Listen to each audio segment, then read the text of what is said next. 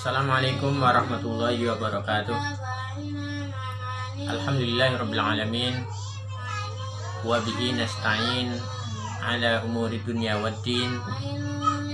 Wassalatu wassalamu ala nabiyil karim Muhammadin sallallahu alaihi wasallam wa ala alihi wa ashabihi ajma'in. Amma ba'du. Teman-teman sekalian, alhamdulillah hari ini kita sudah masuk di bulan Ramadan.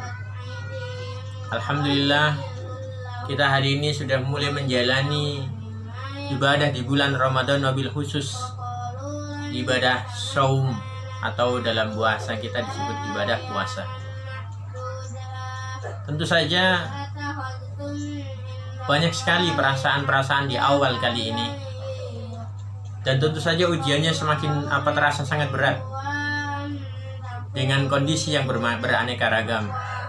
Terasa sangat lapar,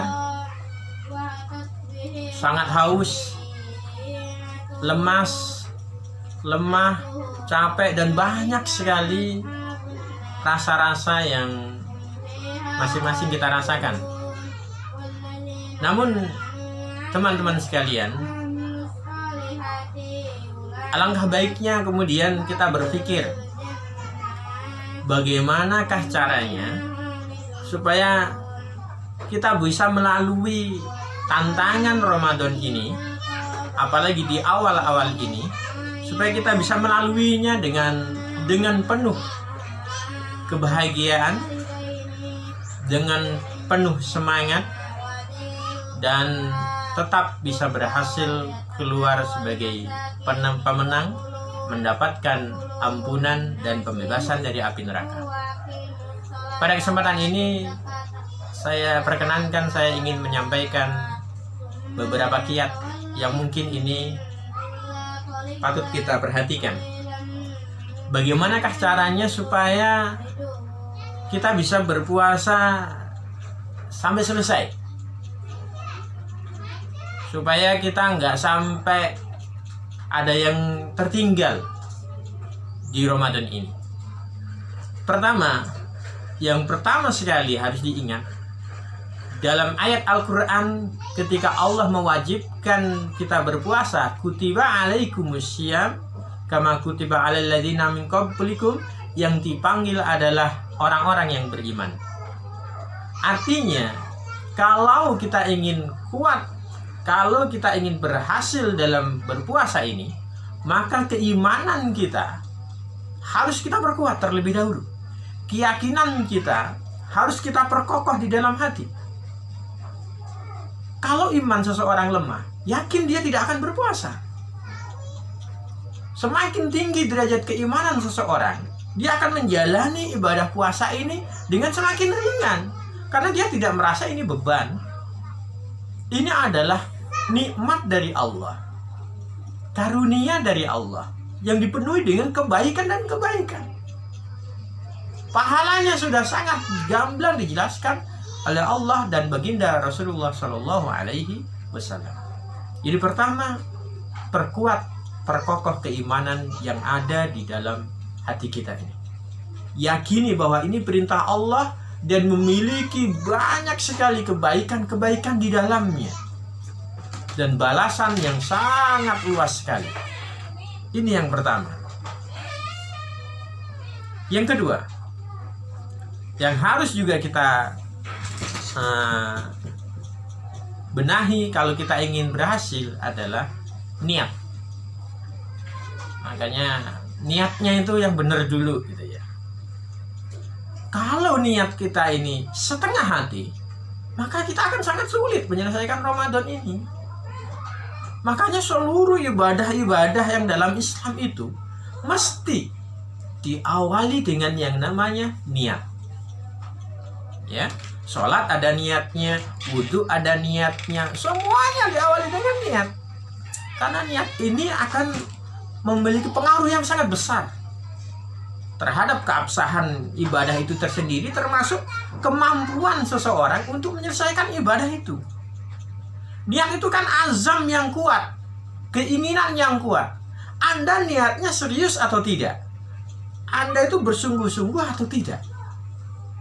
Kalau niatnya, wah saya setengah hati gitu ya, yakin akan semakin berat menjalani ibadah Ramadan kali ini.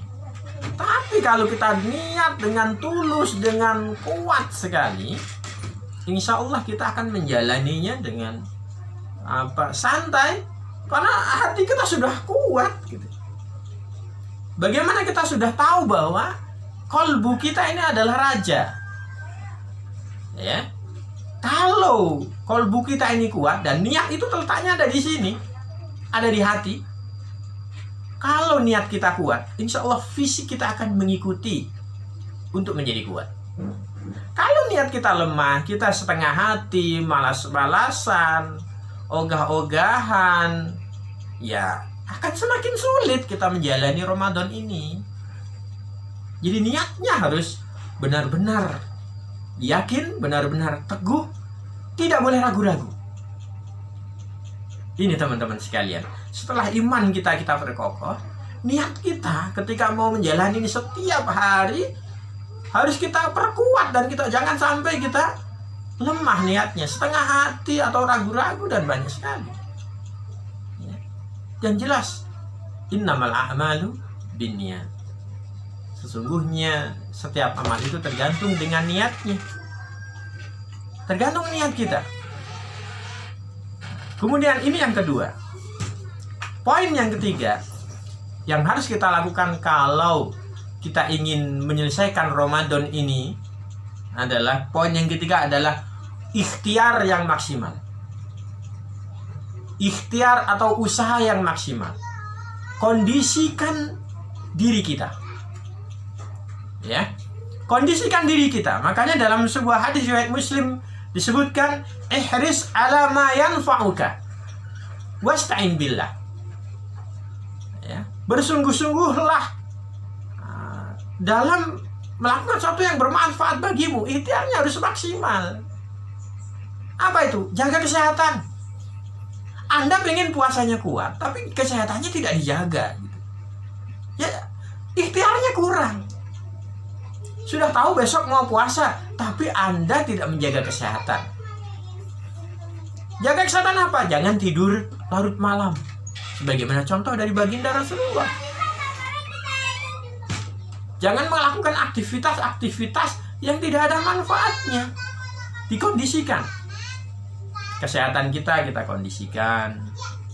Ya. Kemudian makanan juga kita kondisikan. Kita mau berpuasa, yang dimakan jangan makanan-makanan yang tidak memiliki kualitas. Baginda Nabi yang dimakan kurma. Kemudian yang diminum adalah air zam-zam. Makanan-makanan yang luar biasa kualitasnya. Sahur cukup beliau dengan beberapa biji kurma selesai. Kuat. Ya, iman sudah kuat, niatnya memang sudah mantap, makanannya cukup dengan beberapa biji kurma.